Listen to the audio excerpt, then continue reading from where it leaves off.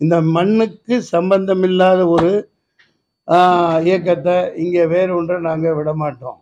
நீ எங்கேருந்து வந்த, உன் பாரம்பரியம் என்ன, இன்னைக்கு சிஏஏன்னு போட்டு குடியுரிமை சட்டம்னு போட்டுட்ருக்கீங்களே, உங்கள் குடியுரிமை என்ன, நீங்கள் எங்கேருந்து வந்தீங்க? என் பாட்டை 800 வருஷம் இந்த நாட்டை ஆண்டிருக்கான்.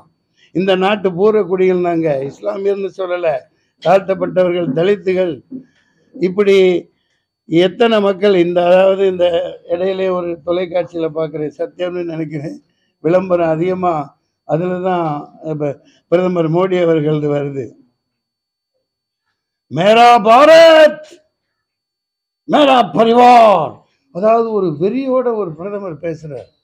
அதன் பொருள் என் பாரதம் என் குடும்பம். நாங்களும் சொல்கிறேன், அதே தொலைக்காட்சியில் நீங்கள் ஒளிபரப்புவீங்க, ஹமாரா பாரத் हमारा भारत हमारा परिवार, हिंदू मुस्लिम सिख ईसाई सब के शान, इंडिया है महान, इंडिया महान, हमारा भारत सबका Bharat, each for all for each, we the people of India.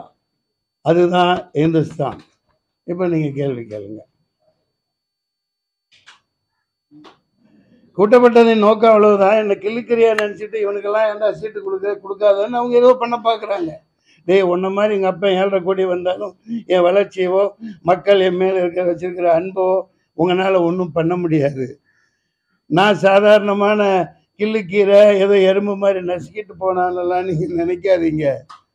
அது எல்லாத்துக்குமே தெரியும். வெட்ட தலைக்கிறவன். அது ஆமையா, இன்னொரு இயக்கமும் பேசிக்கிட்டு இருக்கு. நாங்கள் கொடுத்த கடிதத்தின் பேரில் நிர்வாகிகள் கொண்டு போய் கொடுத்தாங்க, அதன் பேரில் அழைச்சாங்க. அதுதான் அது. அது உண்மைதான் ஐயா. நாங்கள் ஆரணியிலும் போட்டிடுறோம், இங்கேயும் 5 தொகுதிகளில் போட்டிடலான்னு முடிவு பண்ணியிருக்கோம். அதற்கு வேலைகளை முடுக்கி விட்டுருக்கோம்.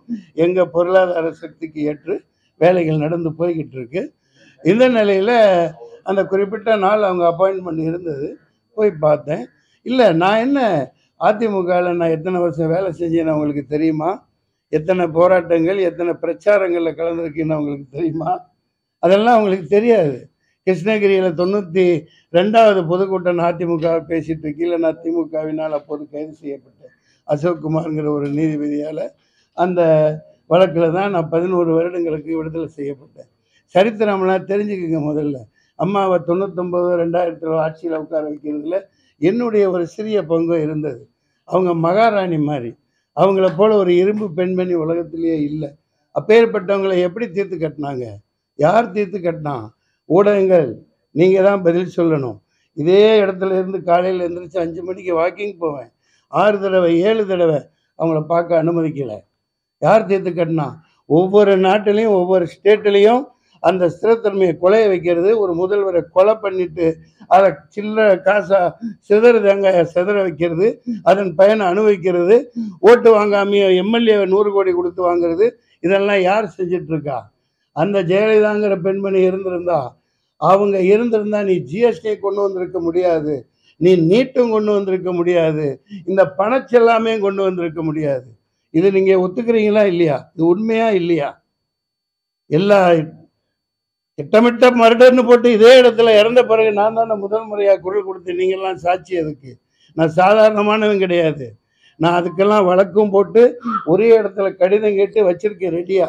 நீ ஏன் சிசிடிவி எடுத்த, அங்கே அவங்க வீட்டில் ஏன் எடுத்த, எந்த ஆம்புலன்ஸில் கொண்டு போன, எதுக்காக யாரையும் அலோவ் பண்ணல, சென்ட்ரல்லேருந்து யார் வந்து அப்பப்போ பார்த்துட்டு போயிட்டு நியூஸ் கொடுத்துட்டு கடைசி தீர்த்து கட்டிட்டு போய் யார் உதவி ஜனாதிபதி பதவி வாங்கினா எல்லாம் புட்டு வைப்பேன். எவனை விட மாட்டேன். மேக்கப் போட்டு போயிட்டு அடுத்து ஆட்சி அதிகாரத்துக்கு கேட்கறதுக்காக யார் போய் நின்னா அந்த கவர்னர் அப்படின்னு மேக்கப்பை பார்த்துட்டு 2 நாள் காய்ச்சல் வந்தாங்கன்னு இதே இடத்துல பேட்டி கொடுத்துருக்கேன். எல்லாம் எடுத்து பாருங்க.